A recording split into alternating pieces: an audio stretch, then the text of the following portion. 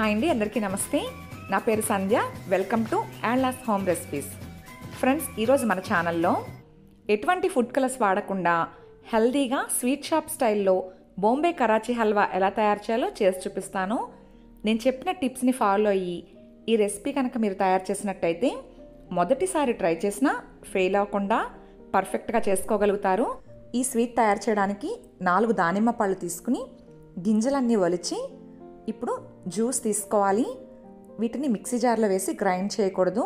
నేను వీడియోలో చూపించిన విధంగా ఏదైనా ఒక గిన్నెలో వేసి పప్పు గుత్తితో కానీ లేదా స్మాషర్తో కానీ ఇలా దంచినట్టయితే గింజలు నలగకుండా జ్యూస్ వస్తుంది. ఆ జ్యూస్ మాత్రమే తీసుకోవాలి.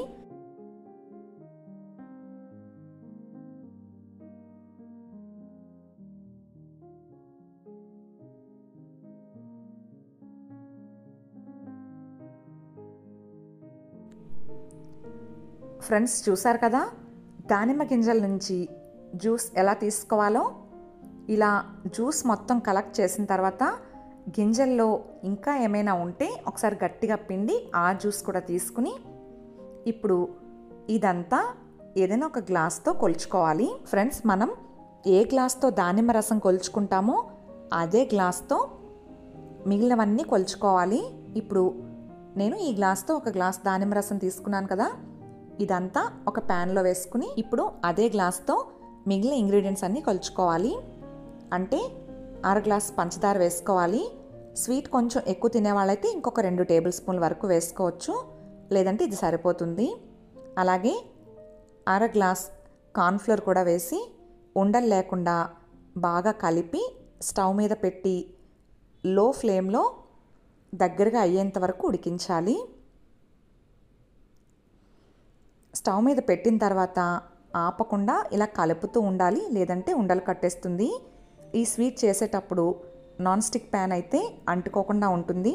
మీ దగ్గర నాన్ స్టిక్ ప్యాన్ లేకపోతే వేరే ఏ ప్యాన్ యూస్ చేసినా ఆపకుండా లో ఫ్లేమ్లో కలుపుతూ ఉడికించండి, అప్పుడు అంటుకోకుండా ఉంటుంది.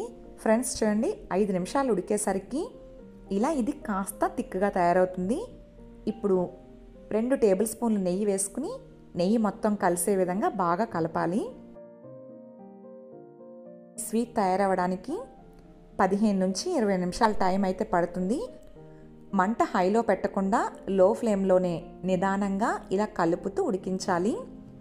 మనం ముందు వేసిన నెయ్యి మొత్తం కలిసిన తర్వాత ఇప్పుడు మళ్ళీ ఇంకొక 2 టేబుల్ స్పూన్లు నెయ్యి వేసుకుని బాగా కలపాలి.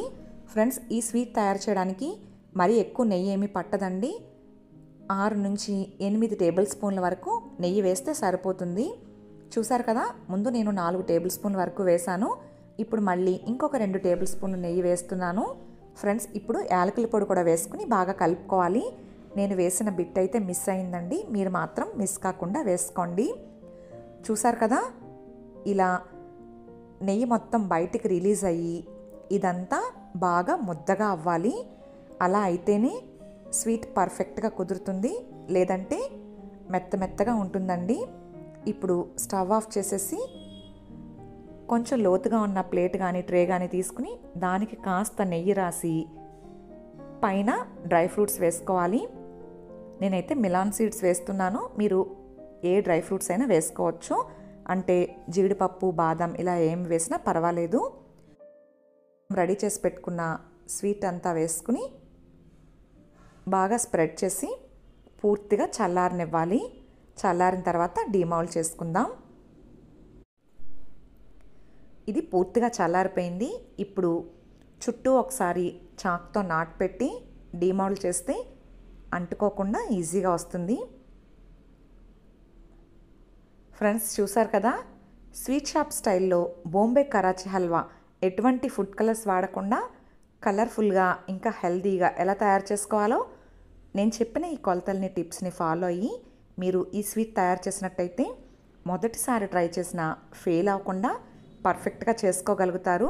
ఒకసారి ట్రై చేసి ఎలా వచ్చిందో మీ విలువైన కామెంట్ని నాకు తెలియచేయడం మర్చిపోవద్దు. ఐ హోప్ ఈ వీడియో మీ అందరికీ నచ్చింది అనుకుంటున్నాను. Thanks for watching. Please like, share, comment and subscribe to my channel.